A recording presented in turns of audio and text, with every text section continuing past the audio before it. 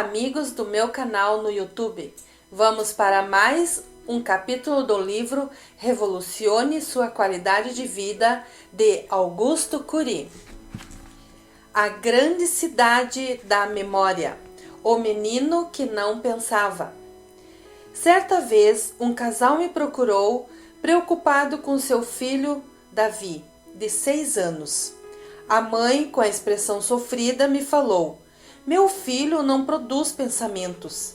A aparência do menino era normal. De fato, ele não teve nenhum problema em seu desenvolvimento até 1 ano e meio de idade.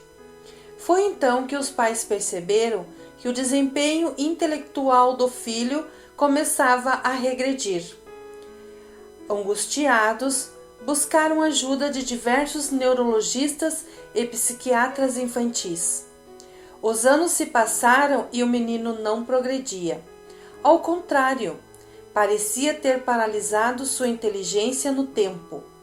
Apesar do desenvolvimento físico normal, ele não conseguia produzir qualquer tipo de pensamento.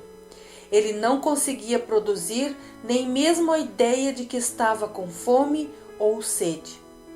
Para que sobrevivesse, sua mãe tinha de adivinhar suas necessidades básicas. Além de tudo, tinha um comportamento agitadíssimo e incontrolável. Aonde ia, causava grande transtorno. Davi não tinha a menor noção de perigo. Às vezes escapava do controle dos pais e andava no meio de rodovias sem olhar para os lados. Medo não fazia parte de sua história. Por quê? Porque, diferentemente de João e Pedro e de cada um dos leitores, ele não arquivara, ao longo da vida, experiências prazerosas e dolorosas. Portanto, não tinha parâmetros para estabelecer critérios de realidade. Analisando o caso, percebi que a criança era portadora de uma forma grave e atípica de autismo. Não tinha movimentos repetitivos, mas havia se isolado completamente do mundo. Fechara-se dentro de si por não querer, mas porque não desenvolveu canais de comunicação que só o universo dos pensamentos é capaz de produzir. O fenômeno RAM não estava imprimindo informações na sua memória. Sem informações, morre o mundo das ideias. Por pesquisar sobre os papéis da memória e o funcionamento do aparelho psíquico, animei-me a aplicar algumas técnicas que pudessem abrir as janelas da memória de Davi e estimular o registro das informações. Achei que somente conquistando os terrenos da memória poderia promover a construção de pensamentos. Esse caso me abriu a mente para confirmar algumas importantes teses nas quais acreditava. Eu estava convicto de que o fenômeno RAM registra milhares de experiências diárias nas matrizes da memória, independentemente da vontade humana. Também pensava que a emoção determina a qualidade do registro. Quanto maior a carga emocional, mais intenso é o registro. Mas Davi não registrava quase nada. Eu não dispunha de muitas ferramentas, mas sabia que, para estimular o registro da memória de Davi e levá-lo a produzir pensamentos, precisava conquistar o território de sua emoção. Então comecei a usar técnicas que estimulassem intensamente a sua emoção, embora inicialmente ela parecesse insensível. Pedi aos pais que superelogiassem o menino, inclusive com palmas e gestos exagerados. Quando ele tivesse a mínima reação inteligente e atitude gentil, solicitei também que não o punissem quando ele destruísse algo, mas expressassem tristeza, reações de decepção e choro. Meu objetivo era que Davi interpretasse os gestos teatrais das pessoas que o rodeavam e produzisse experiência com grande volume emocional, capazes de ser registradas privilegiadamente. O registro abriria as portas do armazém da memória, facilitando novos registros, romperia o bloqueio. Eu trabalhava com a tese de que, se esse processo ocorresse, os fenômenos que leem a memória funcionariam como engenheiros que entrariam espontaneamente nesse armazém, pegariam as matérias depositadas e começariam a construir pensamentos. Eu acreditava que isso levaria à produção de vínculos com o mundo de fora. Felizmente foi o que ocorreu.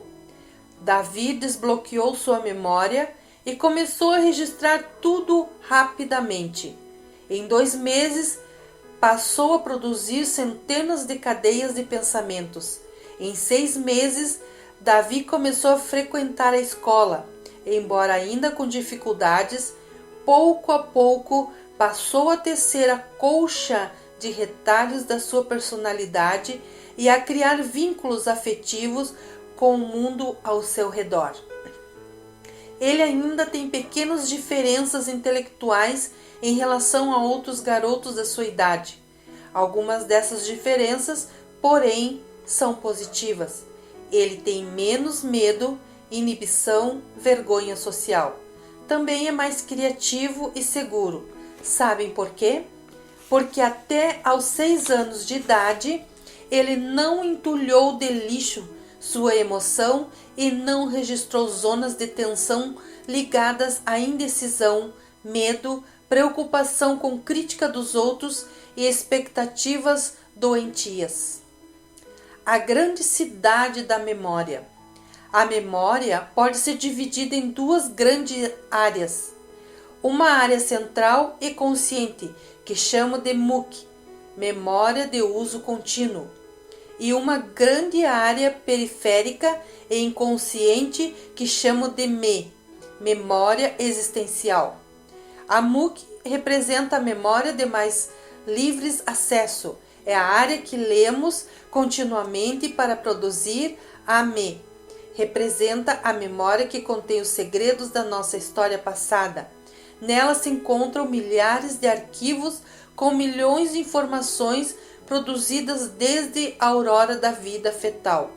Todos os arquivos são interligados. Podemos entrar em arquivos do passado e do presente ao mesmo tempo. Por exemplo, é possível acessar um arquivo que contém informações de uma atividade do trabalho do presente, e esse arquivo pode nos dar acesso a um arquivo de um período da infância. A memória pode ser comparada a uma grande cidade. Os bairros são ligados por múltiplas ruas e avenidas.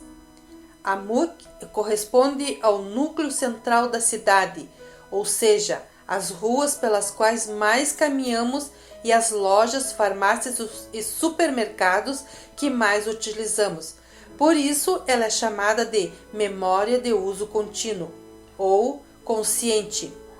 A ME corresponde aos bairros periféricos, ou seja, as lojas, as farmácias, as ruas que frequentávamos no passado, principalmente em nossa infância e adolescência.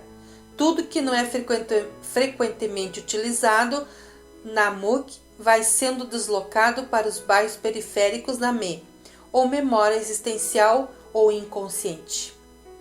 Toda vez que você resgata uma experiência da periferia, ela retorna para as áreas centrais da memória e se torna consciente.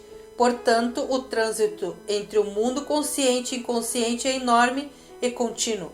Resgatamos informações de nossas infâncias e trazemos para o nosso presente, e assim produzimos recordações agradáveis ou desagradáveis. No próximo vídeo, continuaremos a leitura do capítulo 6.